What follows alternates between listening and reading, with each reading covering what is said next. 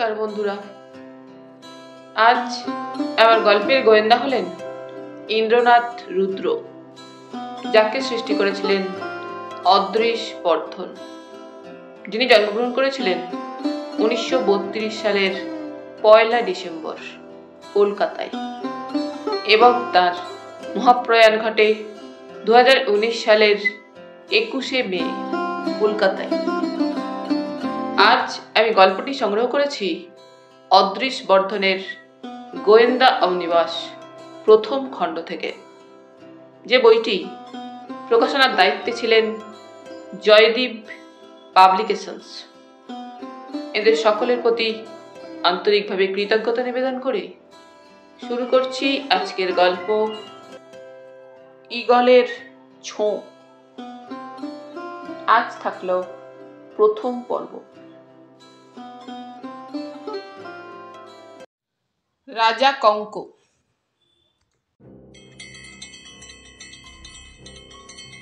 দিকে দিকে ছড়িয়ে গেল পাগলা ঘন্টির নিনাদ। হুঁশিয়ার, সবাই হুঁশিয়ার, পলাতক হয়েছে জেলের কয়েদি। কারা নাকারা তুড়ি ভেরি চাইতে ভয়াল অমোঘ সেই ঘণ্টার ধ্বনি রেশ দূরে মিলতলা মেলতেই জেলখানার প্রাচীরটকে ভেসে এলো নতুন শব্দলাহরী। গুলি চলছে, মুহুর্মুহ গুলি বর্ষণের শব্দে কেঁপে কেঁপে উঠছে গোটা তল্লাট, সেই সঙ্গে আর্ত চিৎকার, কাতরানি, মুমূর্ষুর মৃত্যু হাহাকার। সব শেষ হয়ে গেল। মিনিট কয়েকের মধ্যেই সব ফুরিয়ে গেল। অমানিসার নিথর নৈশব্দ খান খান করে যে শব্দ নাটিকার শুরু, অতর্কিতে তার কণ্ঠ রোধ হয়ে গেল তপ্ত শীষের বুলেট বৃষ্টিতে। নাটকের জবনিকা পড়ার আগেই নায়ক উধাও হয়েছিল অবশ্য। দুর্লঙ্ঘ প্রাচীরের শীর্ষে আচম্বিতে বুঝি জাদু মন্ত্র বলে আবির্ভূত হয়েছিল কৃষকায় এক কৃষ্ণমূর্তি। নাইলন দড়ির এক চিলতে মইটা ছিটকে গিয়েছিল প্রাচীরের বাইরে। চক্ষের পলক ফেলবার আগেই শূন্য হয়েছিল প্রাচীর শীর্ষ। অমাবস্যার অন্ধকারে সর্পিল ভঙ্গিমায় সরীসৃপের মতোই অপসৃত হয়েছিল এই যুগের সবচাইতে ক্রূর, সবচাইতে কুটিল, সবচাইতে দুর্বার, সবচাইতে অমোঘ মানুষটি। রাত ভোর হলো। খবরের কাগজে তাড়া নিয়ে কলকাতার পথে ঘাটে ছুটে গেল হকাররা। ঘরে পৌঁছে গেল সেই সংবাদ, নকশালদের জেল হামলা। সে তো নতুন সংবাদ নয়। মরণপণে অকুতভয় মুষ্টিমেয় যুবকদের আত্মাহুতির সঙ্গে পূর্ব পরিচয় ঘটেছে দেশের আপামর জনসাধারণের। আগুনের সমান সংকল্প নিয়ে তারা জেল ভাঙার চেষ্টা করবে, করুক। কিন্তু এই সংবাদ যে তার চাইতেও ভয়াল। খবরটি পড়ে সন্ত্রস্ত হলো ধনকুবেররা, শিহরিত হলো কালোবাজারিরা, লক্ষ লক্ষ প্রতারিত, প্রবঞ্চিত, হৃত সর্বস্ব হতভাগ্যের অভিশাপেও যাদের পাথর বুক টলেনি, সেই সমাজশত্রু বিত্তবানারা প্রমাদ মূল্য একটিমাত্র মানুষের পলায়ন বার্তা শুনে। রাজা কঙ্ক এমনই একটি নাম। এ নামে ডরায় না সাধারণ মানুষ, কিন্তু রক্ত হিম হয়ে যায় সেই সব মহাপাপীদের, যারা চালে কাঁকর, ঘিয়ে চর্বি, মশলায় বিষ, রং মিশিয়ে মুনাফা লুটছে বিস্তর। সেফ ডিপোজিট ভল্টে বোঝাই করে যারা জমিয়ে রাখে অগণিত কালো টাকা, স্থানাভাবে ব্যয় করে সুর, সুরা আর সাকির পেছনে। তারা জানে রাজা কঙ্ক যখন আসবে রাজার মতোই আসবে, রাজার মতোই রূপ তার, রাজার মতোই ব্যক্তিত্ব, রাজার মতোই পাচন ভঙ্গি তার, রাজার মতোই উদারতা। কিন্তু সে কস্মিন কালেও রাজা নয়। রাজা কঙ্ক ঈগলের মতো দুর্ধর্ষ, সে ঈগলের মতোই দুর্গমের অভিযাত্রী, ঈগলের মতো নিষ্ঠুর শিকারী, সে ঈগলের মতোই অমোঘ নিশানী। ঈগলের চোখে বিধে, ঈগল ছোঁ মেরে, ঈগল নখে যাকে সে গাঁথে তার আর রক্ষে নেই, নিংড়ে না নেওয়া পর্যন্ত রেহাই নেই। রাজা কঙ্ক, রাজা কঙ্ক, রাজা কঙ্ক। 48 বার নগর কোটালদের বৃদ্ধাঙ্গুষ্ঠ দেখিয়েছে সে। পিচ্ছিলতায় সে সরীসৃপ, নয়তো অশরীরী, কায়া নিয়েও সে যে কায়াহীন, ধরাছোঁয়ার বাইরে। রাজা কঙ্কের রানী নেই। সারা দেশে ছড়ানো সুন্দরী শ্রেষ্ঠাদের সে চুম্বকের মতো আকর্ষণ করার মন্ত্রগুপ্তি জানে বলেই হারেম না রেখেও সে চরম বিলাসী। কিন্তু কি বিচিত্র চরিত্র তার। নারী বিলাসে সে মুক্ত হয় তখনই যখন শাঁসালো শিকার ধরা দেয় ঈগল চোখে। নারী দিয়ে ফাঁক পাতে, কাঁটা দিয়ে কাঁটা তোলে, তারপর দুটি কাঁটাই ছুঁড়ে ফেলে দিয়ে রওনা হয় সামনে। শিকার চাই, নতুন শিকার। বিচিত্র বিকৃত এই মানসিকতার জন্যই রাজা কঙ্ক একটা বিস্ময়, রাজা কঙ্ক একটা বিভীষিকা, রাজা কঙ্ক একটা লোমহর্ষক কিংবদন্তি। কাগজ নামিয়ে কবিতা বলল, ও শুনছো? কফির কাপে ঠোঁট রেখে আমি আর চোখে তাকিয়েছিলাম পাশের বাড়ির বারান্দায়। দুটি টুকটুকে ফর্সা বউ স্বল্প পরিসরে জড়াজড়ি করে তখনও নিদ্রিত। ভোর হয়েছে অনেকক্ষণ। সূর্যের রাঙা আলো এসে পড়েছে ওদের রাঙা মুখে। আমি দেখছিলাম আর ভাবছিলাম, ওহো ওহো, কি রূপ! কোথায় লাগে বিউটি কম্পিটিশনের বিউটি কুইনরা, নকল রূপে রূপসীরা, আদিম সরলতায় নিদ্রিতা, ওরাই আমার চোখে শ্রেষ্ঠ সুন্দরী, কুইন অব দ্য কুইন্স। ঠিক এই সময় ছন্দপতন ঘটল গৃহিণীর আহ্বানে। ও শুনছো? হ্যাঁ, কি বলছো? কফি চলকে পড়ল গেঞ্জির ওপর।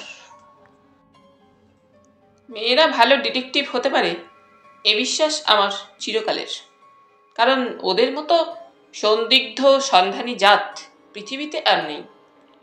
ঈশ্বর বেছে বেছে এমন কয়েকটা বস্তুর সমন্বয় ঘটিয়েছিলেন নারী জাতির মধ্যে, যে একাধারে ওরা দেবী এবং দানবী, গৃহিণী এবং শৈলিনী, সরলা এবং চতুরা। তাই আমার ঈষৎ চমকে ওঠা এবং কফির চলকে ওঠা মাত্র দুটি বস্তু সজাগ চোখে নিরীক্ষণ করে নীরবে উঠে এলো কবিতা আমার সোফার পাশে।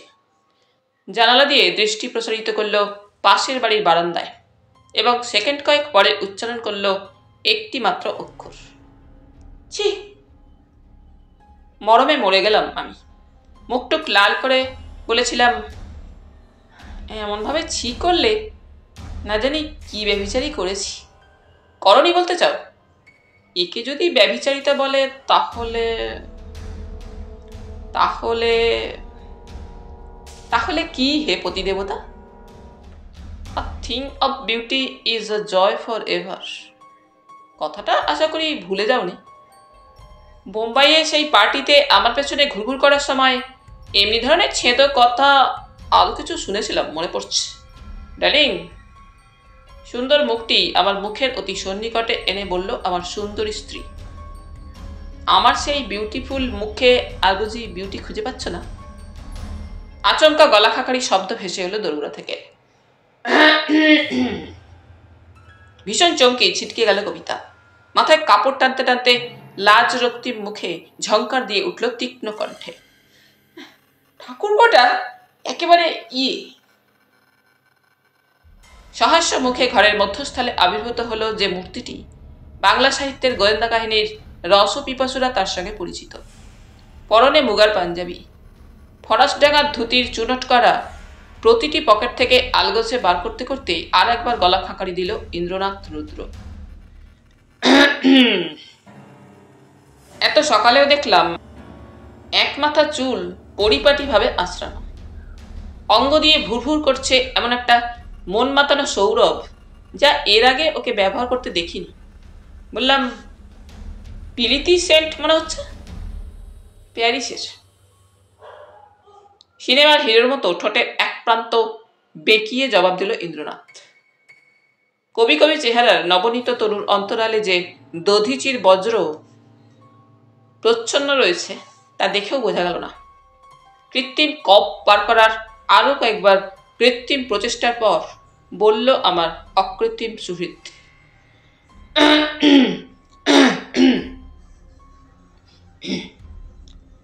বলি, জল অনেক দূর গড়িয়েছে দেখছি। এই সকালে মুখের কাছে মুক্তি এনে হচ্ছিল কি? ঠাকুরপো, সারা রাত কি বিফলে গিয়েছে বৌদি? ঠাকুরপো, তোমার বৌদ্ধটির কীর্তি দেখবে? এসো এদিকে, ওই দেখো। যা, গেল কোথায়? দেখলাম বারান্দা শূন্য। অনিন্দিতা স্লিপিং বিউটি দুটি কখন জানি চম্পট দিয়েছে বারান্দা ছেড়ে। হট কফিতে লম্বা চুমুক দিয়ে ইন্দ্রনাথ বললে, মৃগাঙ্ক, রাজা কঙ্ক ফের পগার পার হলো। সে কি? সত্যি উদ্বিগ্ন হলাম আমি। অবাক হলো ইন্দ্রনাথ। তুই জানিস না? কলকাতা শুধু লোক জেনে গেল আর তুই জানিস না? ঝংকার দিল রূপসী ভারজা। ওর জানবার ফুরসত ছিল না। ঘুমন্ত মেয়ে দেখছিলেন কিনা? কবিতা, চোখ রাঙিও না, চোখ রাঙিও না। মেয়ে দেখলেই তোমরা ঢলে পড়ো। কাগজ পড়েই ওকে বলতে গেলাম খবরটা। ও মা, বলবো কাকে? তিনি তো পাশের বাড়ির ঘুমন্ত বউ দেখছেন। বলতে বলতে সত্যি সত্যি গোলাপ ফুলের পাপড়ির মতো অধরষ্ট ফুলিয়ে ফেলল আমার সহধর্মিনী। আমি যখন পরম বিব্রত অভিমানিনী অর্ধাঙ্গিনীকে নিয়ে, ইন্দ্রনাথ তখন উন্মনা মুখে কাঁচির প্যাকেট থেকে একটা কাঁচি নিয়ে ঝোলাচ্ছে ঠোঁটের ডগায়। কিছুক্ষণ পরে বলল ইন্দ্রনাথ, প্রতিভা বিপথে গেলে যে কি প্রলয় ঘটতে পারে, রাজা কঙ্ক তার প্রমাণ। কতবার যে পিছলে গেল লোকটা, তার ইয়ত্তা নেই। নোট জাল করেছিল বলে অতি কষ্টে শ্রীঘরে আটকালাম, আবার উধাও হলো। কবিতা বলে উঠল, শুধু উধাও হলো বললে কম বলা হয়, অভিনব পন্থায় উধাও হলো। নকশালদের হাঙ্গামার সুযোগ নিয়ে হাঙ্গামার নায়ক সেই কিনা কে জানে, বলল ইন্দ্রনাথ। আলবাত সে, চোখ ঘুরিয়ে চুরি বাজিয়ে বলল কবিতা। অমন প্ল্যান রাজা কঙ্ক ছাড়া কারো মাথায় আসতে পারে না। পলিটিক্সের প্যাঁচ মেরে কার্যসিদ্ধি। তোবা তোবা। আদ্যপান্ত কিছু না বুঝে হাঁ করে তাকিয়ে রইলাম দুজনের দিকে। রাজা কঙ্ক নিখোঁজ, নটশ্রেষ্ঠ রাজা কঙ্ক নিরুদ্দেশ। কি ছদ্মবেশে কোন রঙ্গমঞ্চে আবার তার আবির্ভাব ঘটবে জানার জন্য ব্যাকুল হয়ে উঠল মনটা। আকুল হলো অন্তর তার অসাধারণ বুদ্ধি চাতুর্যের অসামান্য ভেলকি দেখবার তীব্র বাসনায়। বাসনা চরিতার্থ হতে গেলে কয়েকটা মাস। এই কমাস যেন হাওয়ায় ভেসে রইল রাজা কঙ্ক। পুলিশ চেষ্টার কসুর করল না, জাল ফেলার ত্রুটি রাখল না। রাঘব বোয়াল থেকে শুরু করে চুনোপুটি পর্যন্ত সব জাতের অপরাধী মহলেই কাতারে কাতারে চর মোতায়েন রাখতে কুণ্ঠিত হলো না। কিন্তু ব্যর্থ হলো সবই। হবেই তো। রাজা কঙ্ক যে শরীরী হয়েও অশরীরী, দৃশ্যমান হয়েও অদৃশ্য। সময় সবকিছুই ভুলিয়ে দেয়। রাজা কঙ্কও বেশি দিন আমার মন দখল করে থাকতে পারল না।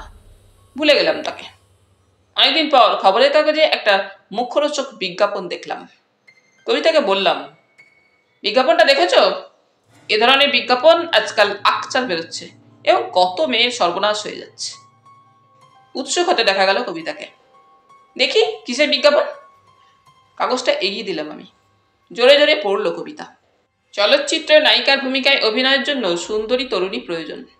বাংলা, হিন্দি এবং ইংরেজিতে সমান দখল থাকা চাই। ফটো সহ যোগাযোগ করুন। Bulakichand Daga, Daga pictures, Sohanlal buildings, Bowbazar street, Calcutta. কাগজ নামিয়ে ছোট্ট মন্তব্য করল কবিতা, স্কাউন্ড্রেল। প্রসঙ্গটা এইখানেই সমাপ্ত হলো। নোংরা বিষয় নিয়ে আলোচনা করে সকালটা মাটি করবার ইচ্ছে ছিল না বোধহয় গৃহিণীর। রহস্যদেবী অলক্ষ্য থেকে তখন মুচকি হেসেছিলেন, কারণ সেই হলো শুরু। ঠকবাজের ত্রিপিটক সূত্র। বউবাজার স্ট্রিট রাস্তাটা নেহাত ছোট নয়, কিন্তু সোহনলাল বিল্ডিংসও বউবাজারের ভিড়ে হারিয়ে যাওয়ার মতো বাড়ি নয়। চায়নাটাউন মাটির সঙ্গে মিশিয়ে দিয়ে সেখানে আকাশচুম্বী সৌধ শ্রেণী মাথা চালা দিচ্ছে সোহনলাল বিল্ডিংস সেখানেই। সামান্য আয়াসেই দাগা পিকচার্স খুঁজে বার করলো পুতুল মুখার্জি। ট্যাক্সি থেকে নেমে পুতুল চেহারা নিয়ে লিফটে পা দিল পুতুল। হাই হিলে সুমিষ্ট বাজনা শুনিয়ে এবং সিল্ক মসৃণ চুল উড়িয়ে পাক্কা হিরোইনের মতো এসে দাঁড়ালো রিসেপশনিস্টের সামনে। স্লিপ পাঠিয়ে লাল কালো হলদে ফোম রাবার মোড়া সোফা সেটে আসীন হলো পুতুল। মুক্তা রঙিন নখ ছেড়ে সূর্য চশমা নামিয়ে সন্ধানী চোখে দেখল বসবার ঘরটি। অনেকগুলি ছবির পোস্টার সাটা হয়েছে কালো বনাতের উপর বোর্ড পিন দিয়ে। অবশিষ্টাংশই বিলিতি ছবি, সেক্স ফিল্ম। সুইট 17কে উদ্যম করার বিজ্ঞাপন। দেখতে দেখতে ঠান্ডা রক্ত গরম হয়ে ওঠে। দাগা পিকচার্সেরও বুলাকিচাঁদ দাগার রুচির পরিচয় সুদৃশ্যভাবে বিবৃত দেওয়ালে দেওয়ালে। রিসেপশনিস্টের মেয়েটির চেহারার চৈনিক ছাপ, মৃতবাক, তির্যক চাহনি, বিস্ময়করভাবে নিরুৎসুক। ছবির হিরোইন হওয়ার জন্য মেয়েদের আবির্ভূত হওয়াটা যেন নিহাতি গা সওয়া ব্যাপার তার কাছে। হলদে কালো লাল ফোম রাবার মোড়া সোফা সেটে গা এলি দিয়ে শীততাপ নিয়ন্ত্রিত কক্ষের মিঠে আমেজ উপভোগ করছিল আরও কয়েকটি যুবতী, কেউ গৌরী, কেউ কৃষ্ণা, কেউ শ্রীনা, কেউ স্থূলা। কালো চেহারায় গৃহিণীর ছাপ, কালো চোখের রঙ্গিনীর ডাক। পুতুল ওদের থেকে পৃথক বসল। মনের আয়নায় নিজের প্রতিবিম্বের সঙ্গে ওদের মূর্তিগুলো মিলিয়ে দেখল এবং মনের মধ্যেই হেসে গড়িয়ে পড়ল। ইচ্ছে হলো গলা ছেড়ে বলে, ওরে মুখপুরীর দল, বাড়ি যা, বুলাকি চাঁদের মুন্ডু ঘোরানোর ক্ষমতা তোদের নেই। পুতুল মুখার্জিকে যারা দেখেছে, চিনেছে, তারাও অবশ্য একমত হতো ওর ওই দম্ভের সঙ্গে। অহংকার করা সাদে পুতুলের। ওর পুতুলের মতো মোম মোম নরম গরণ, ঈষৎ স্ফুরিত অধরষ্টে আতীব্র কামনার আমন্ত্রণ আর দীঘল গরণের রেখায় রেখায় লীলায়িত নটিনী তরঙ্গ দেখে মস্তক ঘূর্ণিত হয় না এমন যুবক বিরল। তার ওপর আছে রসনার ধাস। তখন আর পুতুলকে পুতুল বলে মনে হয় না। ইংরেজি, হিন্দি, বাংলা এবং কিছু কিছু গুজরাটি আর মারাঠি বুলির খই ফুটতে থাকে শানিত রসনায়। চোখমুখ ঘুরিয়ে কামনার পেয়ালা নাচিয়ে যে মোহ সৃষ্টি করে পুতুল মুখার্জি, তার সামনে স্থির থাকা সত্যিই দুরূহ। বুলাকি চাঁদ দাগা কিন্তু অন্য ধাতু দিয়ে গড়া। পুতুল মুখার্জির দম্ভ চূর্ণ হলো তার সামনে। একে একে সবকটি মেয়ে প্রবেশ করলো বুলাকি চাঁদের কক্ষে। নিষ্ক্রান্ত হলো শুষ্ক মুখে। ফলাফলটা অনুমান করে নিয়ে মনের মধ্যে হেসেই কুটিপাটি হলো পুতুল। স্বভাব কালো পিঙ্গল চাহনি দিয়ে ওদের দুরবস্থাটা পরিমাপ করে বিপুল কৌতুক উপভোগ করলো মনে মনে। সব শেষে ডাক পড়ল পুতুলের। মৃদু শব্দে চালু ছিল এয়ার কন্ডিশনিং মেশিনটি। মিষ্টি খোসবাই ভাসছিল ঘরের বাতাসে। কুচকুচে কালো টেবিলের ওদিকে পাইপ মুখে বসেছিল বুলাকি চাঁদ দাগা। দেখে বিস্মিত হলো পুতুল। ও আশা করেছিল রাজস্থানের বিপুল বপু কোনো নন্দনকে, যার মেদভার হস্তি শাবকের বপুর সমতুল্য হবে। বঙ্গলালনাদের প্রতি অসীম ক্ষুধা নিয়ে সে তাকাবে এবং একটিমাত্র কটাক্ষ বর্ষণ করি, নিতম্বের একটিমাত্র হিল্লোল প্রদর্শন করি, যার মন পছন্দ হওয়া যাবে। কিন্তু এ কাকে দেখছে পুতুল? এ যে স্বয়ং হিরো, অথবা তার চাইতেও অধিক। টকটকে লাল রং, ফ্রেঞ্চ কাট দাড়ি, যেন লাল পাথর কুঁদে গড়া চোখ, মুখ, নাক, কান। পাথর কঠিন কঠোর মুখচ্ছবি। সবচাইতে আশ্চর্য বুলাকি চাঁদের দুই চক্ষু, স্থির, অনমনীয় এবং হীরের মতো উজ্জ্বল। বিপুল ব্যক্তিত্ব যেন অদৃশ্য রেখায় ঠিকরে যাচ্ছে হীরের মতো কঠিন দুটো চক্ষু প্রত্যঙ্গ থেকে। এ চোখের সামনে বেশিক্ষণ চেয়ে থাকা যায় না, চোখ নামিয়ে নিতে হয়, নইলে সম্মোহনের ঘোর লাগে। চৌম্বক শক্তিতে তনুমন আচ্ছন্ন হয়ে আসতে থাকে। পুতুল, অসাধারণ স্মার্ট পুতুল মুখার্জি, পুরুষদের মাথা ঘোরানোর জন্যই যার ধরায় আগমন। সেই চপলা, চঞ্চলা, চটুলা চকিতা পুতুলও স্থানুর মতো দাঁড়িয়ে গেল প্রখর পৌরুষের সামনে। চাবুক চেহারায় ধ্বনিত হলো চাবুক কণ্ঠ। বসুন। বসে পড়ল পুতুল। দম দেওয়া পুতুলের মতোই বসল। মনে হলো ওর আর কোনো ইচ্ছে নেই। সামনের সিংহের মতো পুরুষটি ওর সমগ্র ইচ্ছাশক্তির নায়ক। আপনার নামের সঙ্গে চেহারার মিল আছে দেখছি, পরিষ্কার বাংলা কণ্ঠে বলল বুলাকি চাঁদ। পুতুলই বটে, মোমের পুতুল। এ কি হলো পুতুলের? রূপের প্রশস্তি এর আগেও বহুবার বহু পুরুষ কণ্ঠে শুনেছে সে, কিন্তু কখনো এমনিভাবে অভিভূত, বিগলিত, বিহ্বল তো হয়নি। বুলাকি চাঁদ হাসল। লাল পাথর দিয়ে ধারালো ঠোঁটের আড়ালে সাদা দাঁত মুক্তার মতোই ঝলসে উঠল। কি করা হয়? আমি? গলা ধরে গিয়েছে পুতুলের। খুক খুক করে কেশে নিয়ে বলল, আপাতত মডেলিং। বিজ্ঞাপনের মডেল না আর্টিস্টের? বুলাকি চাঁদের কণ্ঠে কৌতুক ঝিলিক দিয়ে উঠেই বুঝিয়ে মিলিয়ে গেল। বিজ্ঞাপনের বেশি। Good figure. উঠে দাঁড়ান। Good, very good. বলতে বলতে উঠে দাঁড়ালো বুলাকি চাঁদ। টেবিল ঘুরে এসে দাঁড়ালো সামনে। পুতুলের চোখে চোখ রেখে বলল গাঢ় কণ্ঠে, পুতুল মুখার্জি, একটা প্রশ্ন করব? আপত্তি না থাকলে সোজা জবাব দেবেন, নইলে দেবেন না। বলুন। গলা শুকিয়ে আসছে যেন পুতুলের। আপনি কি চান? অভিনেত্রীর নাম, ডাক, পয়সা? অভিনয়ের মাধ্যমে কুবেরের অর্থ?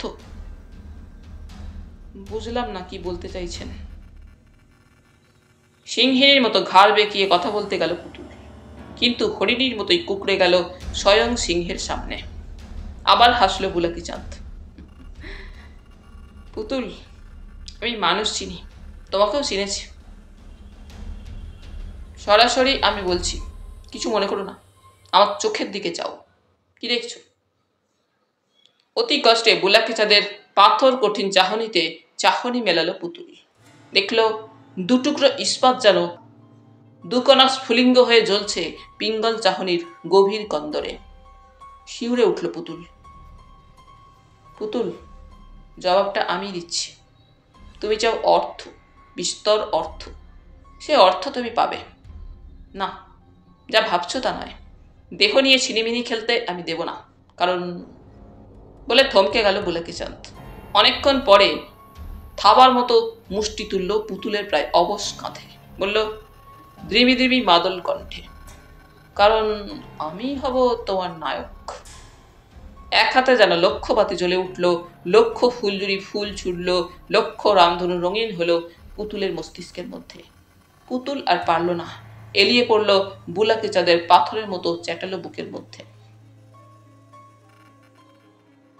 মাসখানেকের মধ্যেই চাঞ্চল্য দেখা গেল শহরের অভিজাত মহলে। বাছাই করা 50টি ধনকুবেরের ঘরে পৌঁছালো 50টি চিঠি। ভারী খাম পুরু কাগজ, দামি মেশিনে টাইপ করা পরিচ্ছন্ন অক্ষর, বক্তব্য সরল আর অকপট। প্রিয় মহাশয়, নিজেই নিজের পরিচয় দিচ্ছি। জাভায় আমার উপাধি ছিল দ্বীপের রাজা। জাভা সমুদ্রে একটা দ্বীপের মালিক ছিলাম আমি। মশলার কারবারে আমি আজ কয়েক কোটি টাকার মালিক। আমি বাঙালি, ভাগ্যান্বেষণে গিয়েছিলাম বোর্নিওতে। তারপর কি করে দ্বীপের রাজা হলাম, রোমাঞ্চকর সে কাহিনী সাক্ষাতে বলবো। আমার মেয়ে দেখতে ভালো, বিয়ের বয়স হয়েছে, দ্বীপের রাজত্ব আমাকে প্রয়োজনের অতিরিক্ত টাকা দিয়েছে। তাই ভাবলাম আর কেন, ঘরের ছেলে ঘরে ফিরে যাই, মেয়ের ভবিষ্যৎ দেখতে হবে তো। তাই এক আমেরিকান ধনীকে দ্বীপ বিক্রি করে দিলাম। কলকাতায় এসে শেষ জীবনে সংসার পাতলাম, কিন্তু আমার পর্যায়ে সমাজের কাউকে চিনলাম না। এই চিঠি সেই জন্যেই। দয়া করে আগামী সোমবার সন্ধ্যার দিকে আমার কুটিরে পায়ের ধুলো দিন। সপরিবারে আসা চাই। পত্রপাঠ আপনার সম্মতির প্রতীক্ষায় রইলাম। ইতি ভবদীয় কর্নেল ঈশান মল্লিক। পত্রপাঠ সম্মতি এলো ঈশান মল্লিকের কাছে। 50টি পরিবারই দ্বীপের রাজার সঙ্গে আলাপ করতে ইচ্ছুক। সোমবার যথাসময়ে আসছেন তারা। সোমবার এলো, ইন্দ্রপুরীর মতো সাজল আলিপুরের সেই প্রাসাদ, কর্নেল ঈশান মল্লিকের বর্তমান আস্তানা। অত বড় বাগানের প্রতিটি গাছে আলোর মালা তো রইলই, বড় বড় সার্চ লাইটের আলোয় তাজমহলের মতোই ঝকমক করতে লাগলো পেল্লায় প্রাসাদটা। চক্ষু স্থির হয়ে গেল 50টি ধনী পরিবারের। অর্থের অভাব তাদের নেই, কিন্তু তাদের অট্টালিকাতেও এত দামি দামি জিনিস নেই। খাঁটি সোনার ফ্রেমে বাঁধানো বড় বড় অয়েল পেন্টিং, পিকাসোর কিউবিজম তো আছেই, লিওনার্ডোর অরিজিনাল ছবিও আছে। প্যারিস থেকে নিলামে ডাক দিয়ে কিনেছিলেন কর্নেল মল্লিক। কড়িকাঠ পর্যন্ত উঁচু ইটালিয়ান লাল পাথরের ভিক্টোরিয়া মূর্তিটি এদেশ থেকেই সংগ্রহ করা। বেলজারে ঢাকা বিস্তর মর্মর মূর্তি, অধিকাংশই নরনারী। মেঝে মোড়া পারস্যের গালিচা, দেয়ালে ঢাকা বেলজিয়ান কাচের আয়না। এত বড় আয়না রাজপ্রাসাদেই মানায়। অভ্যাগতদের খাতির করে বসিয়ে কর্নেল ঈশান মল্লিক বললেন, এত জিনিস আমি সারা জীবনেও সঞ্চয় করতে পারতাম না। গোটা বড় বাজারটাই তাই কিনেছি। সপ্রশংস চোখে চোখে নিমন্ত্রিতরা চেয়েছিলেন কর্নেলের পানে। ভদ্রলোকের বয়স হয়েছে, ঘাড় পর্যন্ত লুটোচ্ছে ধবধবে সাদা চুল, দাড়ি রঙও সাদা, বুক পর্যন্ত লম্বা, চোখে মোটা ফ্রেমের ঈষৎ নীলাভ চশমা। কাঁচের আড়ালে খয়েরি চোখের চাহনি আশ্চর্য তীব্র। বয়সের অনুপাতে অনেক সতর্ক, অনেক কঠোর। চোখ মুখ নাক কান যেন লাল পাথর কুঁদে তৈরি। বয়স সেখানেও হার মেনেছে।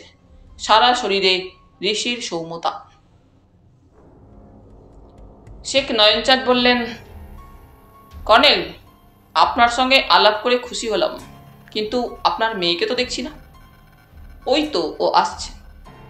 চওড়া মার্বেল সোপান বেয়ে ধীরে ধীরে নামছিল যেন স্বর্গের অপ্সরী। সারা অঙ্গে হিরে মতির চেল্লা, বকের পালকের মতো ধবধবে সাদা জর্জের শাড়িতে আবৃত সুঠাম তনু। ঘর শুদ্ধ অভ্যাগত স্তম্ভিত হলো সেই নারী মূর্তি দেখে। এ কি দেবী না মানবী? মার্বেল সোপানে শেষ ধাপে দাঁড়ালো তিলোত্তমা মূর্তি, নমস্কার করে হাত তুলে। পরিচয় করিয়ে দিলেন ঈশান মল্লিক। আমার মেয়ে রিটা। রিটা, রিটা, রিটা। 50টি ধনকুবের পরিবারের 50 জন উগ্র আধুনিক তরুণের মনের মণিকোঠায় গিয়ে পৌঁছালো সেই নাম, রিটা। আনন্দের বন্যা বইল রাত দুপুর পর্যন্ত। রিমঝিম স্মৃতি নিয়ে 50 জন তরুণ গৃহে ফিরল অনেক রাতে। রিটা ওদের দেহ মনে নেশা এনেছে। সার্থক হয়েছে নৈশ পার্টি। নিশীত রাত্রি। চাকর বাকররা যে যার ঘরে। খানজা খান ঐশ্বর্যের মাঝে দাঁড়িয়ে দুজনে, কর্নেল ঈশান মল্লিক আর রিটা। ছদ্মবেশ খুশিয়ে আনলো কর্নেল। কন্ট্যাক্ট লেন্স খুলতেই উধাও হলো খয়েরি চক্ষু, দেখা গেল ঈগল চক্ষু। সাদা দাড়ি টান মারতেই নেমে এলো, তলা থেকে বেরিয়ে এলো ফ্রেঞ্চ কাট দাড়ি। মাথার সাদা পরচুরার আড়ালে দেখা গেল লম্বা লম্বা তামাটি চুল। বুলাকিচার দাগা হাসল, ক্রূর হাসি। এ হাসি হাসতে পারে বিশ্বের একজনই। ছুঁচো মেরে হাত গন্ধ করতে সে নারাজ। এলাহি কাণ্ড কারখানায় যে মহাপটু, চার নখা জালিয়াতিতে যে সিদ্ধ পুরুষ। রাজা কঙ্কই সেই পুরুষ। এক ছদ্মবেশ খসলেও রইল আর এক ছদ্মবেশ। বুলাকি চাঁদের আটক টঙ্কারের আড়ালে শোনা গেল রাজা কঙ্কর গান্ডীব টঙ্কার। বলল, পুতুল, ওষুধ ধরেছে। আমরা গাছির বহরখানা দেখলে? রিটা ওরফে পুতুল মুখার্জিও হাসল। দীপের দাদার একমাত্র মেয়ের বর হতে কে না চায়। আমার অভিনয় লাগলো কেমন? ইন্দ্রের শচী তুমি, যখন যার তখন তার। খুর হাসি হাসল পুতুল। ইন্দ্রের শচী? হয়তো তাই। পুতুল বলল ছদ্মবেশী শঠের রাজা। সন্ধান সুলুক নিয়ে তবে কাজে নেমেছি। 50টি পরিবারের 50 জন জোয়ান, 50 জনেরই বিয়ের বয়স হয়েছে। বাংলার বুকে বসে রক্ত চুষে যারা খাচ্ছে, এই 50টি ফ্যামিলি তাদের মধ্যে সবচাইতে কুখ্যাত। আজকের পার্টি দিয়ে এদের শ্রাদ্ধের চাল ছড়ানো হলো। কিন্তু দ্বিধার সঙ্গে বলল পুতুল, মিথ্যের জাহাজ শেষ পর্যন্ত তীরে পৌঁছাবে তো? সবই তো মিথ্যের মরাই। পুতুল, সাতঘাটের জল খেয়ে শিখেছি 3টি পরম সত্য। ত্রিপিটক সূত্রও বলতে পারো। বলল প্রতারক শিরোমণি। এক রূপের ডালিতেই রূপচাঁদ সৃষ্টি হয়। রূপ থাকলেই পতঙ্গের মতো আসে ধনীর দুলালেরা। চালবাজির চমক দেখিয়েই অসাধ্য সাধন করা যায় স্তাবকদের দিয়ে। 2 লক্ষ্মীর ভান্ডার ঘরে মজুদ থাকলে লক্ষ্মীমন্ত মেয়ে পুরুষেরা যে চালে সমাজে চলে, সেই চালে চললে এবং সীমাহীন ধার খাওয়ার গুজব রটিয়ে দিতে পারলে যে কেউ যে কোনো দামের জিনিস কিনতে পারে, যে কোনো মানুষকে ভেবা গঙ্গারাম বানাতে পারে। আরও ধার, আরও সুযোগ সুবিধে যেচে দেওয়ার জন্য এই ভেবা গঙ্গারামই তখন উদ্গ্রীব হয়ে ওঠে। অর্থাৎ তেলা মাথাতেই লোকে তেল দেয়, বিত্তবানকে দেয় ভেট। 3 বড়লোকের প্রিয়পাত্র হতে রাজার নন্দিনী প্যারি হতে চায় সকলে। ব্যাংকের কর্তারও মুখে রাজা উজির মেয়েরে যদি প্রমাণ করা যায় অমুক ব্যক্তি লক্ষ্মীর বরপুত্র, অমুকের অগাধ টাকা, তখন ব্যাংকাররা স্বেচ্ছায় পরমানন্দে আরও টাকা ধার দিতে চায় তাদের। লক্ষ্মীর প্রসাদ পেতে কে না চায় পুতুল? অবিশ্বাসের স্বরে পুতুল বললে, দেখা যাক। মাসখানেকের মধ্যে জহুরি মহলেরও সাড়া পড়ল। খোলাম কুচির মতো টাকা ওড়াচ্ছিল রিটা। ডায়মন্ড এক্সপার্ট সুরজ শঙ্করের শোরুমে গিয়ে হুকুম দিল, টাইপিন চাই, হিরের টাইপিন 50টা। 50টা? স্বয়ং সুরজ শঙ্করের বুকেও যেন ঢেঁকির পার পড়তে লাগলো। কতগুলো যে তৈরি থাকে না, বাণী দিতে হবে। কবে দেবেন? কোন হিরে পছন্দ আপনার? যে হিরে পছন্দ হলো রিটার, তা আনতে লোক দৌড়ালো বোম্বাইতে। যথাসময়ে 50টি হিরের টাইপিন এসে পৌঁছালো আলিপুরের প্যালেসে। জাঁকজমকের খরচ মুখে মুখে ছড়িয়ে গেল রত্ন ব্যবসায়ীদের মধ্যে। দিন কয়েক পরেই আরেকটা চিঠি পৌঁছালো 50টি পরিবারের 50 তরুণের কাছে। পত্র লেখিকা রীটা দেবী স্বয়ং। ছোট্ট চিঠি। সামনের রোববার ককটেল পার্টি, আসছেন তো? আলিপুরের প্রাসাদ, রবিবারের রাত্রি। পাবরি চুল, হিপি চুল, চোঙ্গা প্যান্ট, বেল বটম ট্রাউজার্স, বিবিধ সাজে সেজে সুন্দরী নেমন্তন্ন রাখতে এসেছে 50 জন নওজোয়ান। প্রত্যেকের ভেতরেই চাপা উত্তেজনা, শিরায় শিরায় রক্তের নাচন। মদের আসরে এতগুলি যুবকের সঙ্গ পেতে চাইছে একাকিনী রীটা। কেন? হলের গুঞ্জন স্তব্ধ হলো রীটার আবির্ভাবে। সাদা মর্মর সোপান বেয়ে ডানা কাটা পরীর মতো নেমে এলো সে। মুগ্ধ দৃষ্টিতে চেয়ে রইল 50 জোড়া লোলুপ দৃষ্টি। রীটা কি স্বয়ম্বর হতে চলেছে? হাতে হাতে পৌঁছে গেল হুইস্কি, ভারমুখ, শ্যাম্পেন ককটেলের পাত্র। 50 জন মদনাহত যুবক ঘিরে ধরল উর্বশীর মতো রূপসী রীটাকে। চোখে ওদের রঙিন নেশা। রাজহংসীর মতো ঘাড় বেঁকিয়ে দেখল রীটা। মুক্তা হাসি হেসে বলল, খুব অবাক হচ্ছ তোমরা না? অনিমেষে চেয়ে রইল 50 জনে। গেলাস রইল হাতে। রীটা বলল, আজ থেকে তোমরা সবাই আমার বন্ধু হলে। দ্বীপের নির্জনতা থেকে আজ আমি মনে প্রাণে মুক্তি পেলাম। বন্ধুত্বের নিদর্শন স্বরূপ তোমাদের প্রত্যেককে একটা সামান্য জিনিস আমি উপহার দিতে চাই। জিজ্ঞাসা চিহ্ন প্রকট হলো 50 জনের ঢুলুঢুলু চোখে। সাদা সিল্কে ঢাকা রূপোর ট্রের আবরণ উন্মোচন করল রীটা। থরে থরে সাজানো 50টি টাইপিন, হীরের টাইপিন। বেলোয়ারি ঝাড়ের নিচে লক্ষ সূর্যের রোশনাই ঠিকরে পড়ল যেন 50টি হিরে থেকে। 50 জোড়া বিস্ফারিত চোখের তারায় প্রতিফলিত হলো সেই রোশনাই, বন্ধুত্বের নিদর্শন হিরে। কত টাকার মালিক রীটা সুন্দরী! দ্বীপের রাজা অন্তরালে রয়ে গেল। কথায় ছব্বায় রূপের জৌলসে শহুরে করিচণ্ডালদের মুন্ডু ঘুরিয়ে ছাড়ল একা রীটা। লাখ কথার মধ্যে একটা কথাই মনে ধরল সোনা কপালদের। রীটা দেবীর বৃদ্ধ পিতার টাকার হিসেব নেই। ভদ্রলোক কড়ি পিশাচ নন। রীটা দেবীর তাই একাদশে বৃহস্পতি। দুহাতে টাকা উড়িয়েও এত নিশ্চিন্ত সে। সোনার দোকানে, জহরতের দোকানে, শাড়ির দোকানে তার টাকা ছড়ানোর হিম্মত দেখে স্তম্ভিত হলো দোকানিরা। কেউ কল্পনা করতে পারল না সবকিছুর আড়ালেই স্ক্রুপের প্যাঁচ এঁটে চলেছে রাজা কঙ্ক। পেছন থেকে গয়কি চাল চালছে সে একা। জাত সাপেদের টাকার আন্ডেলের দিকে নজর পড়ল এর দিন কয়েক পরই। রীটার ফোন এলো লাটুরের কাছে। লাটু রে, বিচারপতি রের একমাত্র পুত্র।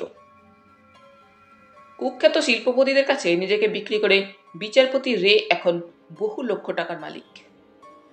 কালো টাকার অর্ধেক তিনি দিয়ে রেখেছেন লাটু রেকে। হ্যালো রীটা, কি খবর? একটু বিপদে পড়েছি লাটু, সাহায্য চাই। তোমার বিপদ? বুক পেতে দেব পথের কাঁটায় রীটা, আঁচল লাগবে না তোমার চরণ কমলে। হেসে ফেলল রীটা। অতটা করতে হবে না। ডিমলা কোম্পানির ডিভিডেন্ড আজকে আসার কথা ছিল, আসেনি।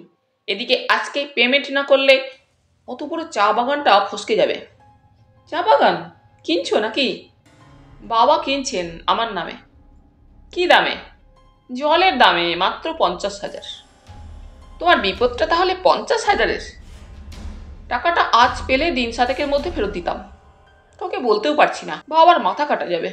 নগদ টাকা এখানে ওখানে খাটিয়ে বসে আছেন। তাচ্ছিল্যের হাসি হাসলো লাটু রে। টাকাটা কতক্ষণের মধ্যে পেলে চলবে? ঘন্টা দুয়েক। বাড়িতে থেকো, আসছি। ব্যাংক সিন্ডিকেটের কাস্টোডিয়ান বিশ্বনাথ সিনয় একমাত্র পুত্র নারায়ণ সিনয়কে বড় পদে বসিয়ে রেখেছিলেন হেড অফিসে। নারায়ণ সিনয়ের 14 তলা অফিস ভবনে আবির্ভূত হল রীটা দেবী। শীততাপ নিয়ন্ত্রিত চেম্বারে পাইপ নিয়ে তন্ময় হয়েছিল নারায়ণ। মনের আকাশে ভাবছিল রীটার মূর্তি। রীটাকে আচমকা সামনে দেখে তাই লাফিয়ে উঠল নারায়ণ। কি ব্যাপার?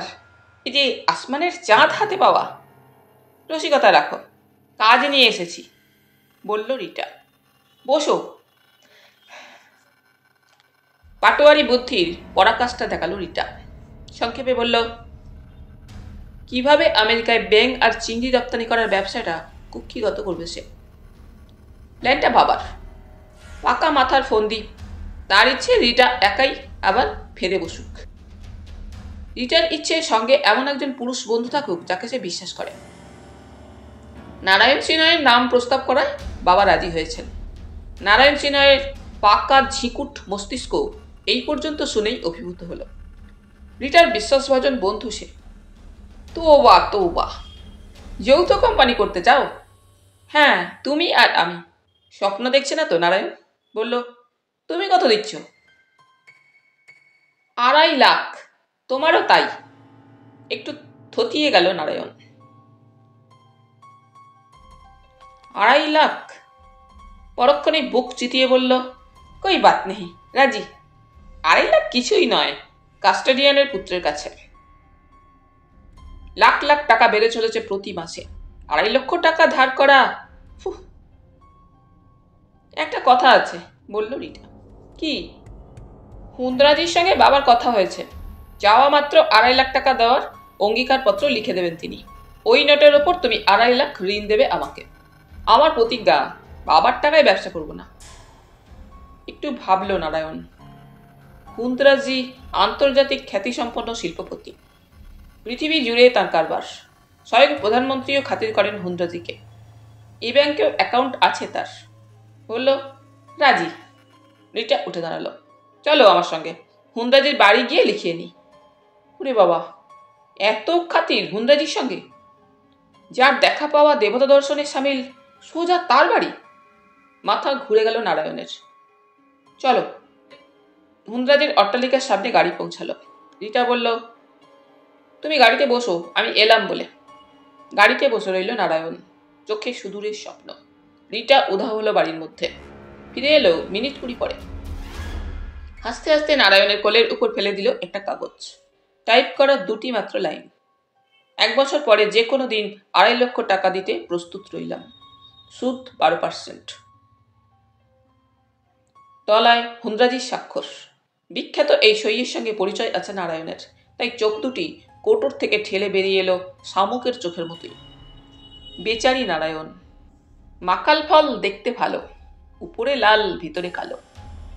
বিখ্যাত এই প্রবচনটা মনে রাখলে এভাবে প্রবজ্জিত হতে হতো না তাকে। গাড়িতে বসে সুদূরের স্বপ্ন না দেখে রিটার পেছন নিলে দেখত অভূতপূর্ব দৃশ্য।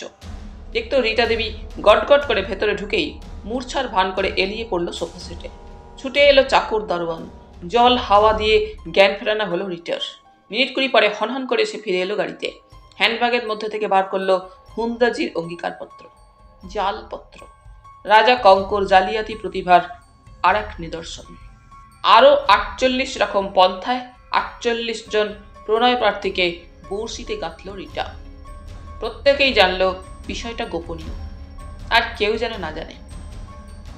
তারপর রাতারাতি উদাও হয়ে গেল রিটা দেবী, সেই সঙ্গে দ্বীপের রাজা। খাঁখা করতে লাগলো আলিপুরের প্রাসাদ। প্রণয়নীর পিত্তান দেওয়ার সংবাদ বিশ্বাস করতে পারল না নারায়ণ সিনয়। যৌথ কোম্পানির অ্যাকাউন্ট তদবির করতে গিয়ে চক্ষু হলো চরম কাজ। দুজনের স্বাক্ষরে টাকা তোলার ব্যবস্থা ছিল কাগজপত্রে। রিটা দেবী তাই পুরো 5 লাখ টাকায় তুলে নিয়ে গেছে গতকাল। বাকি 49 জনের অবস্থাও তথৈবচ। 49 উপায়ে প্রবঞ্চিত তারা। সুন্দরী সাহচর্যের মাসুল গুনতে হয়েছে প্রত্যেককেই। সেই সঙ্গে টনক নড়ল জহর কারবারিদের।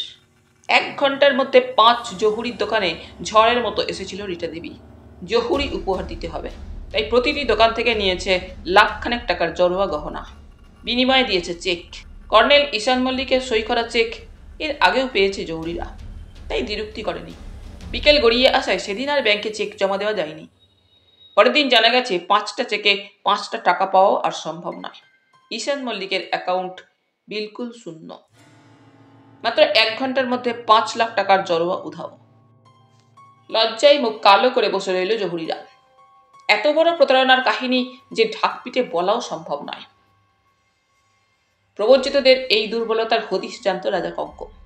তাই একবার জাল ফেলেই প্রায় 40 লাখ টাকার বান্ডিল নিয়ে গা ঢাকা দিল সে। শূন্য বাড়িতে ছুটে এলো পাওনাদাররা। দামি দামি কিউরিও থেকে আসবাবপত্র পর্যন্ত সবই ভাড়া করা, এমনকি বাড়িটাও। কানাকড়িও বরাতে জুটল না কারো। ব্যাঙ সাধারণত জলে থাকে, সুতরাং তার সর্দি হওয়া অবিশ্বাস্য অসম্ভব ব্যাপার। ভক্ত বিটেলদের মাথায় কাঁঠাল ভাঙাও নাকি অবিশ্বাস্য অসম্ভব ব্যাপার। নিজে ভণ্ড হয়ে আর এক ভণ্ডের হাতে নাস্তানাবুদ হওয়া কি সম্ভব? কিন্তু নেপোলিয়নের অভিধানে অসম্ভব শব্দটা ছিল না। রাজা কঙ্কের অভিধানেও অসম্ভব বলে কোনো কথা নেই। এতগুলি ভণ্ড তপস্বীকে তাই আক্কেল সেলামি গুনতে হলো শর্ট সম্রাটের কাছে।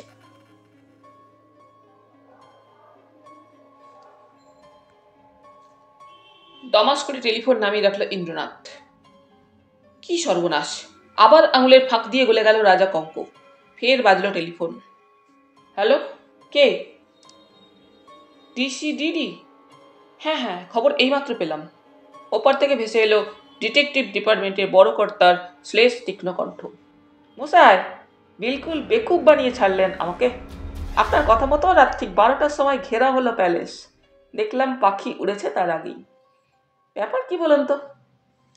মাথার চুল টানতে টানতে বিব্রত গলায় বলল ইন্দ্রনাথ। রাজার আগেকার প্ল্যান ছিল ভোর রাতে চম্পট দেওয়া, তাই মাঝরাতে টাকার কাঁড়ি সমেত ওকে অ্যারেস্ট করার ঠিক করেছিলাম। কিন্তু শেষ মুহূর্তে আপনাকেই টেক্কা মেরে গেল। হুঁশিয়ার লোক মশাই, আপনার চাইতেও আক্কেল মন্ত। কিন্তু খবরটা পেল কি করে? আমিও তাই ভাবছি। রাত 12টায় পুলিশ আসছে এ খবর পেয়েই ও সটকেছে। এত তাড়াতাড়ি প্ল্যান পাল্টেছে যে আমাকে খবর দেওয়ারও সময় পাইনি। ইন্দ্রনাথ রুদ্র, রহস্য গম্ভীর কণ্ঠ বড় সাহেবের। আপনার চরের নামটা কিন্তু এখনো বলেননি। ওটা আবার মন্ত্রগুপ্তি। মুচকি হেসে বলল ইন্দ্রনাথ রুদ্র। গুপ্ত বিদ্যায় কি না হয়। উত্তরপ্রদেশের একটি নামী শহর।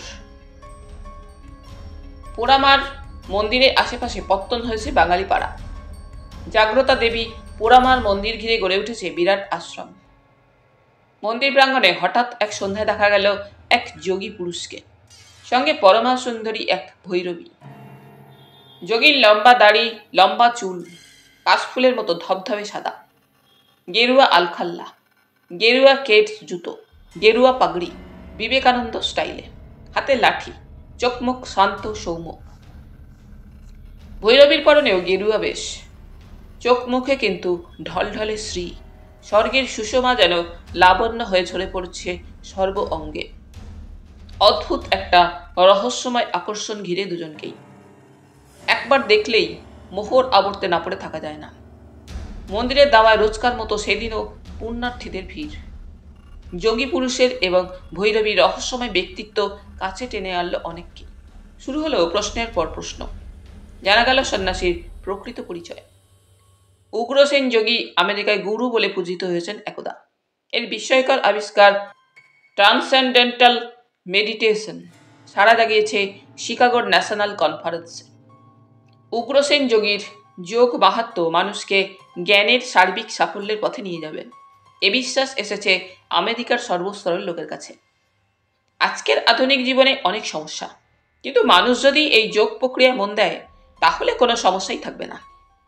এমনকি তরুণ সমাজে যে মরবিডিটি বা হতাশা ভাব এসেছে তাও দূর হয়ে যাবে। মারিজুয়ানা, এলএসভি আর হেরোইন জাতীয় মাদকদ্রব্য সেবনের প্রয়োজনও ফুরিয়ে যাবে। আমেরিকায় উগ্রসেন যোগীর অনুগামীর সংখ্যা বেড়েই চলছিল। এমন সময় একদিন উনি ধ্যানস্থ অবস্থায় দেখা পেলেন এক বিদেহী মহর্ষির। এর আদেশেই ভৈরবীকে নিয়ে উনি পালিয়ে এসেছেন আমেরিকা থেকে। যাচ্ছেন হিমালয় আরও সাধনার জন্য।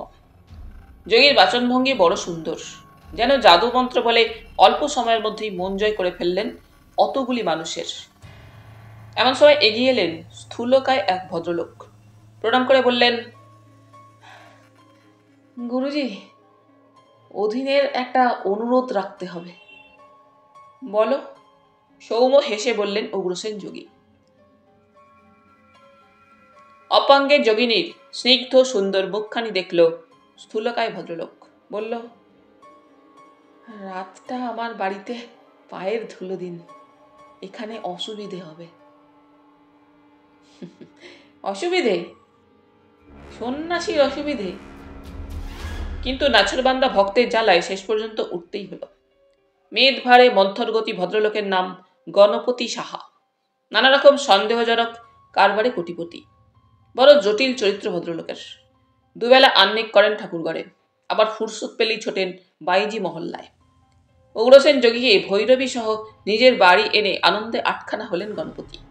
অনেক রাত পর্যন্ত আগ্রুম বাগরুম অনেক কথা বললেন যোগীর সঙ্গে। কথায় কথায় একটা অদ্ভুত প্রসঙ্গ নিয়ে 2-4টে কথা বলেই চুপ করে গেলেন উগ্রসেন যোগী। অনেক চেষ্টা করলেন গণপতি, কিন্তু এ প্রসঙ্গে আর একটি কথাও পার করতে পারলেন না যোগীর মুখ থেকে। প্রসঙ্গটি সোনা নিয়ে। আলোচনা শুরু হয়েছিল গুপ্ত বিজ্ঞান নিয়ে। হিন্দু সাধুদের ক্ষমতার উৎস অকাল্ট সায়েন্স। রহস্যময় এই গুপ্ত শক্তি আয়ত্ত করে বস্তু জ্ঞান সম্পন্ন বৈজ্ঞানিক হওয়াও নাকি অতি সহজ ব্যাপার। জাদুগ্রন্থ অগ্রসৎ পরিকৌশল পড়লে গুপ্ত শক্তি কি জিনিস তা হাড়ে হাড়ে বোঝা যায়। কি হয় না এই গুপ্ত শক্তি দিয়ে? আত্মাকে আহ্বান করা যায়, কোনো বস্তুর উপর প্রযুক্ত মাধ্যাকর্ষণ শক্তিকে কমিয়ে তাকে শূন্যে তুলে ফেলা যায়, ইত্যাদি ইত্যাদি। গুপ্ত বিজ্ঞানী কেন, আধুনিক বিজ্ঞানীরাও বিশ্বাস করেন বিশ্বের সব বস্তুর মূলে আছে একটি মাত্র বস্তু, অর্থাৎ সব বস্তুর পরমাণু ভাঙতে ভাঙতে এমন একটা পরমাণু মিশবে যার আর রকমফের নেই, সর্বত্রই এক এবং অদ্বিতীয়। এইটাই হলো মূল অ্যাটম। তাই যদি হয় তাহলে মধ্যযুগের ইউরোপে অ্যালকেমিস্টরা যা বিশ্বাস করতেন তা বাস্তবে সম্ভব। অর্থাৎ শিশে বা তামাকে সোনা বা রূপে পরিবর্তন করা এমন কিছু কঠিন নয়। শিশে বা তামার পরমাণু সংগঠনকে ভেঙে এক অদ্বিতীয় পরমাণু সৃষ্টি করবার পর ফের যদি তাকে সোনা বা রূপোর পরমাণু সংগঠনে সাজিয়ে নেওয়া যায়, তাহলেই তো স্বপ্ন সফল হয় অ্যালকেমিস্টদের। তারা যা পারেননি, হিন্দু সাধুরা তা পারেন। অকাল্ট কেমিস্ট্রি অর্থাৎ গুপ্ত বিজ্ঞানের দৌলতে শিশেকে সোনা করতে পারেন। শুনে মাথা ঘুরে গেল গণপতি সাহার। শিশে থেকে সোনা? অ্যালকেমিস্টদের ট্রান্সমিউটেশন থিওরি তাহলে বাস্তবেও সত্য। সারা রাত ঘুমোতে পারলেন না বেচারি গণপতি। উগ্রসেন যোগী ইঙ্গিত দিয়েছেন, বিস্ময়কর এই গুপ্তবিদ্যা দিয়ে যে কোনো মৌলিক পদার্থকে আরেক মৌলিক পদার্থে রূপান্তরিত করা সম্ভব। ভোর হতে না হতেই দৌড়লেন গণপতি। সাধুর দুয়ারে বসে রইলেন দরজা খোলার প্রতীক্ষায়। পাশের ঘরের দরজা খুলল। সদ্য স্নাতা ভৈরবী চুল এলিয়ে বেরিয়ে এলো। গণপতিকে ওইভাবে ধুলোয় বসে থাকতে দেখে অবাক হলো। বলল, এ কি, রাতে ঘুম হয়নি মনে হচ্ছে? চোখ লাল কেন? সুন্দরী ভৈরবীর সুমিষ্ট বচনে গণপতির যেটুকু বাকি ছিল তাও হয়ে গেল।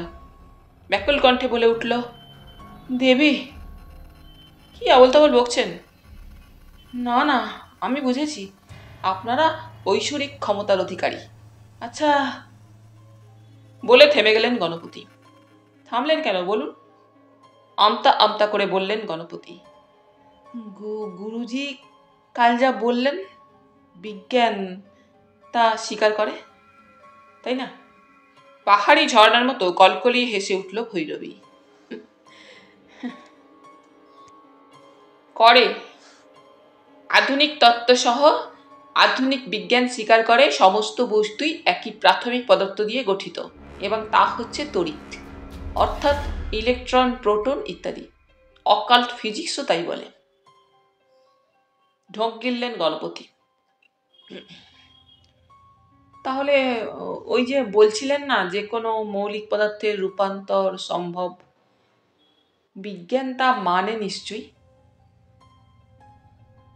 প্রাচ্য আকাশতত্ত্ব অর্থাৎ আধ্যাত্মিক শক্তির সঙ্গে পাশ্চাত্য বিজ্ঞানের তফাৎটা কোথায় জানেন? আগে না। হিন্দু সাধুরা বলেন প্রাথমিক পদার্থ আকাশে অর্থাৎ আধ্যাত্মিক শক্তিতে পরিবর্তিত করা যায় মন দ্বারা, যন্ত্র দ্বারা নয়। পাশ্চাত্য বিজ্ঞানীরা কিন্তু বড্ড বেশি নির্ভর করেন নিষ্প্রাণ যন্ত্রের উপর। হাঁ করে রইলেন গণপতি। বিশাল টাকে অত ভরেও জমল বিন্দু বিন্দু ঘাম।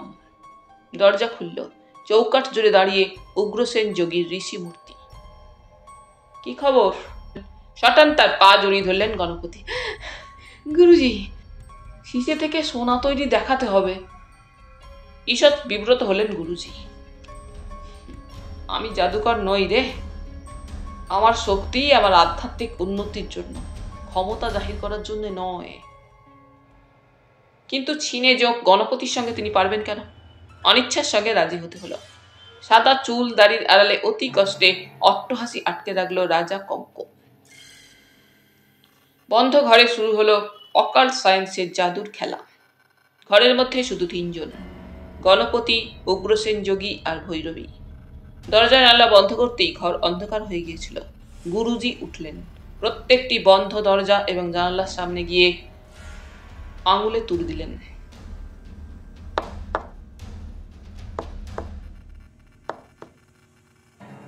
ফিসফিস করে বলল ভৈরবী, তুড়ির মানে জেনে রাখুন। দুষ্টু আত্মাদের বিরুদ্ধে সিল করে দেওয়া হলো দরজা জানালা।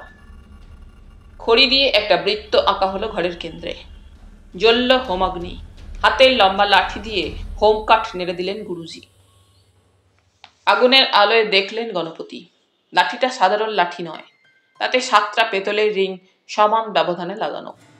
একখণ্ড শীষে অগ্নি মধ্যে নিক্ষেপ করলেন গুরুজি। আগুন ঘিরে বসলেন 3 জনে। অনেকটা প্রেত চক্রের কায়দায় গণপতি দেখলেন ধ্যানে বসেছে ভৈরবী। নিশ্চল দেহে বুঝি প্রাণ নেই, শ্বাস প্রশ্বাস অতি ক্ষীণ। গুরুজি কঠোর চোখে চেয়ে আছেন আগুনের দিকে। 2 চোখে আগুন জ্বলছে যেন ধকধক করে। কোথায় সেই সৌম্য মূর্তি? ডান হাতের বুড়ো আঙুল দিয়ে নাকের ডান ফুটো বন্ধ করে এবং বাঁ ফুটো দিয়ে জোরে জোরে নিঃশ্বাস নিয়ে 16 বার ইয়ম শব্দটা উচ্চারণ করলেন গুরুজি। কণ্ঠ তো নয়, যেন বজ্র নির্ঘোষ। বন্ধ ঘরে প্রতিধ্বনি মাথা কুটে ফিরতে লাগলো দেওয়ালে দেওয়ালে। তারপর ডান হাতের তর্জনী এবং বুড়ো আঙুল দিয়ে নাকের 2টো ফুটোই বন্ধ করে নিঃশ্বাস বন্ধ করে রুম শব্দটি উচ্চারণ করলেন 2 বার। এরপর 32 বার পাঠ করা হলো ইউম মন্ত্র। গলা তো নয়, যেন মেঘের ডাক। ঘরের আবহাওয়া থমথম করে উঠেছিল জাদু মন্ত্রের দৌলতে। ইথারের মধ্যে যাদের বাস, সেই বিদেহীরাও যেন রুদ্ধশ্বাসে দেখছিল সাধুর ক্রিয়াকলাপ। বেশ বোঝা গেল ভর হয়েছে গুরুজির। সামনে পেছনে দুলছেন নিয়মিত ছন্দে। আগুনের আভায় টকটক করছে লাল মুখ, চোখের পাতা বন্ধ।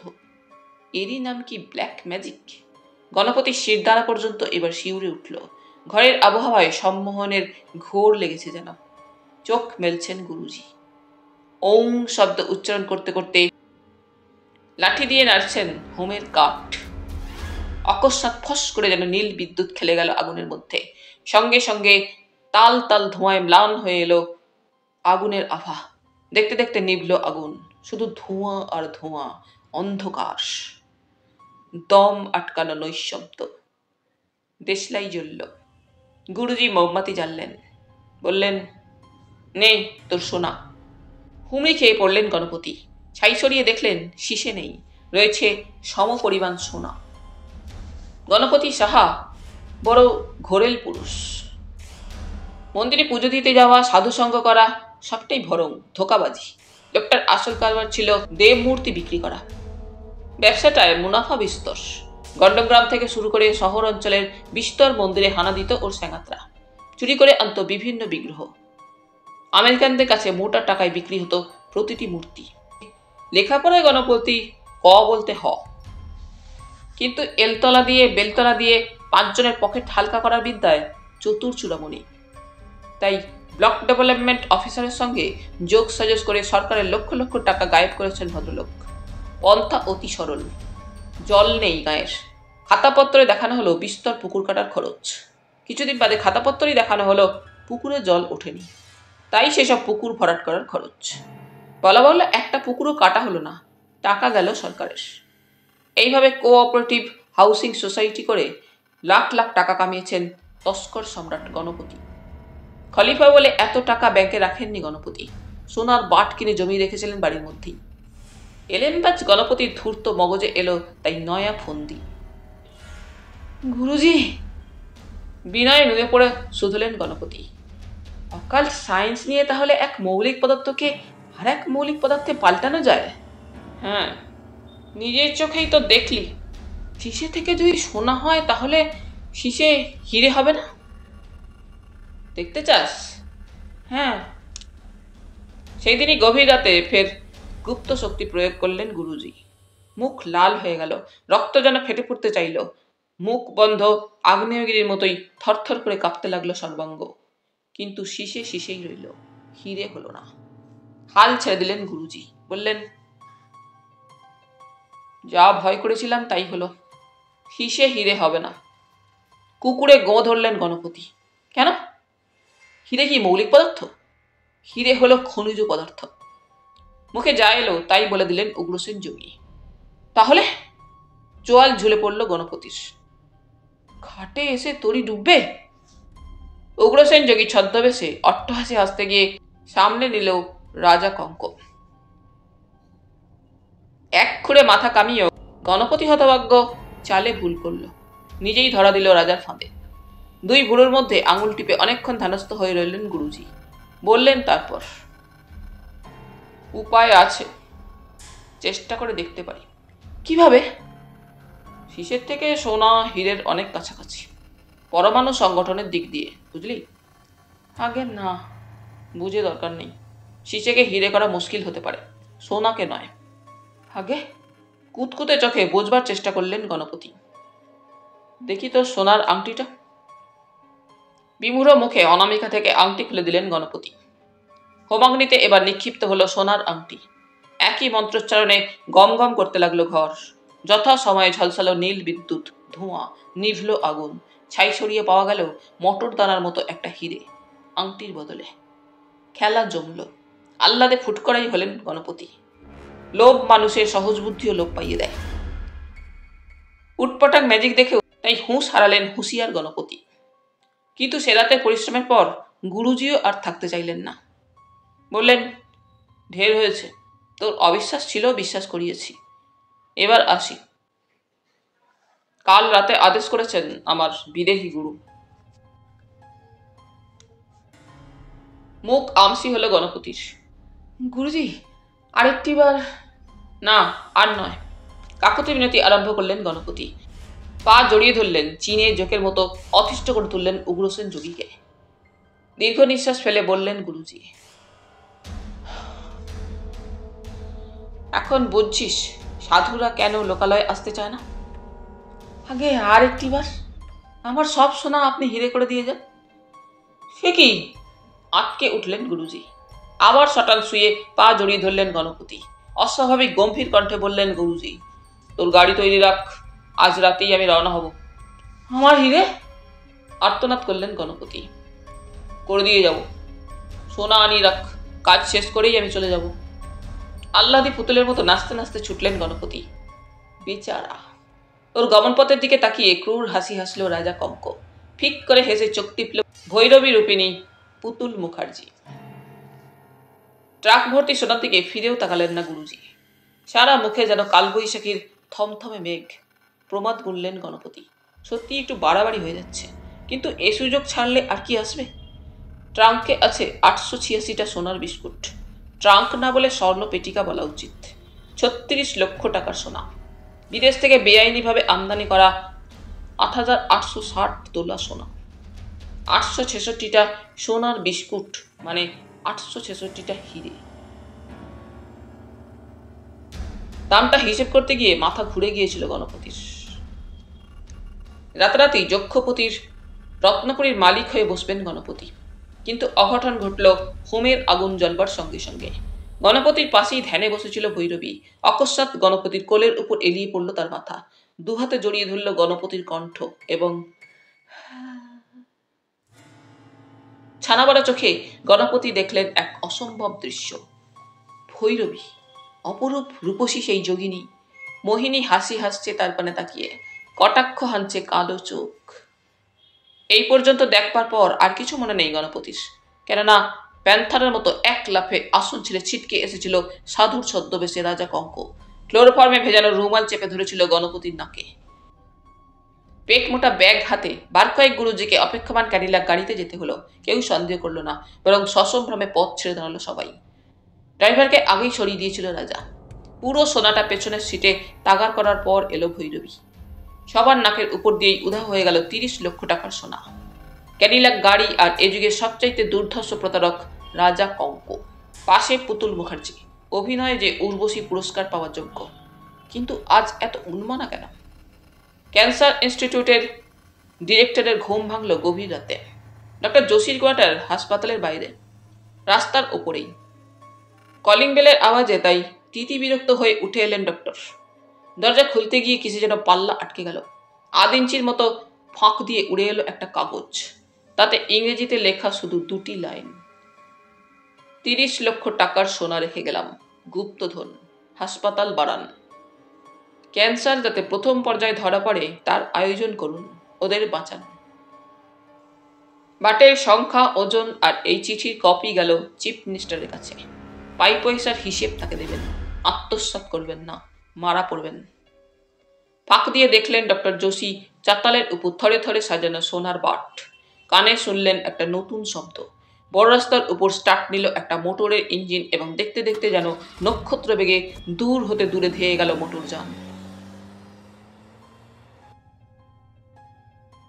মাছের কচুরির নেমন্তন্ন ছিল ইন্দ্রনাথের। আসলে কচুরিটা ঘুষ। কবিতার উদ্দেশ্য রাজা কঙ্কর কিচ্ছা শোনা। এ ব্যাপারে আজকাল ট্যাফও করতে চায় না আমার বন্ধু, কেবল মুচকি হাসে। তাই ঘোর সন্দেহ হয়েছিল কবিতার। খাইয়ে দাইয়ে এলো কাজের কথায়। ঠাকুরপো, রাজা কঙ্কর খবর বলো। বলবো না। জানলে তো বলবে। তোমার মতো উচ্চিংড়ে ডিটেকটিভকে সে ট্যাঁকে গুজে রাখে। ওষুধ ধরল। নাক ডাকের সঙ্গে সঙ্গে অহংভাবটাও বেশ মাথাচাড়া দিয়েছিল বন্ধুবরের মধ্যে। শার্লক হোমস ক্লাবের কর্তারা ওকে উচ্চিংড়ে ডিটেকটিভ বলে ল্যাজে গোবরে পড়েছে। ঠিক সেই জায়গায় ঘা দিয়েছে আমার গৃহিণী। মুখটা ঈষৎ লাল হয়েছিল ইন্দ্রনাথের। পরক্ষণেই সামনে নিল, হাসতে হাসতে বললে, ভাবছ খুঁচিয়ে মুখ খোলাবে? দরকার নেই, এমনিই বলছি। মুখ টিপে হাসলো কবিতা। ভ্রুক্ষেপ করলো না বন্ধুবর। বলল, রাজা কঙ্কর খবর পরশু পর্যন্ত রেখেছিলাম। যথা 30 লাখ টাকার সোনার বাট এবং চোরের উপর বাটপাড়ি করার মজাদার কাহিনী সরসভাবে পেশ করলো ইন্দ্রনাথ। বিশ্বাস করি না, বলল কবিতা। তুমি এতই যদি জানতে তাহলে তাকে গ্রেপ্তার করতে। এইবার খোঁচা দেওয়ার পালা ইন্দ্রনাথের। তোমার স্বামী দেবতা রাজা কঙ্কর চোখকে বিশেষণ লাগিয়ে লিখেছে ঈগলের চোখ। আমার চোখ কিন্তু রাডারের চোখ। রেডিও টেলিস্কোপও বলতে পারো। ঈগল দুর্গমের অভিযাত্রী হোক, রাডার চোখে কিছুই অজানা নেই। অহংকারে মটমট করছো দেখছি। খোঁচাকে খেপে গেল কবিতা। সব জানতা ডিটেকটিভ। টিটকিরি দিচ্ছ? হ্যাঁ দিচ্ছি। কলকাতায় এসে এত কথা জানলে কি খড়ি পেতে? ভূত লেলিয়ে। অর্থাৎ বলবে না। বেশ, আর খোসামত করবো না। কিন্তু জেনে শুনেও ছেড়ে দিলে কেন? কেন ধরবো? এটা আবার কি কথা? তুমি না আইন রক্ষক?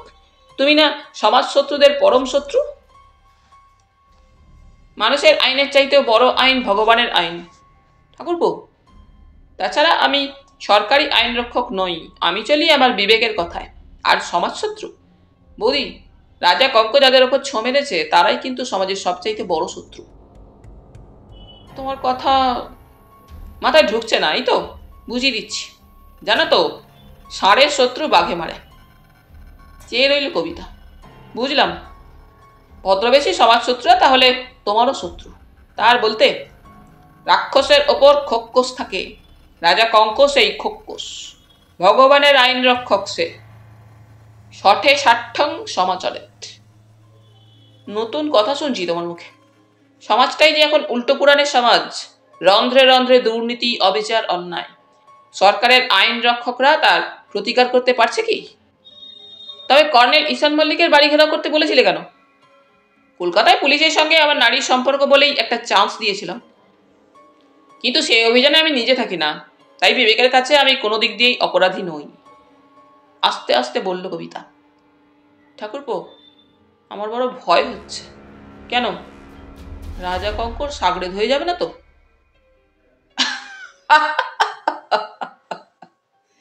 অট্টহাস্য করল ইন্দ্রনাথ।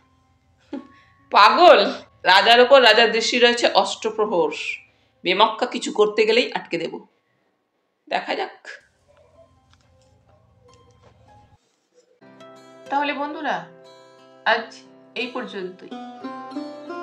গল্প পাঠ তোমাদের ভালো লেগে থাকলে তোমাদের কাছে আবারও অনুরোধ থাকলো, লাইক, শেয়ার এবং সাবস্ক্রাইব করে তোমাদের মূল্যবান মতামত পাঠানোর জন্য। ধন্যবাদ।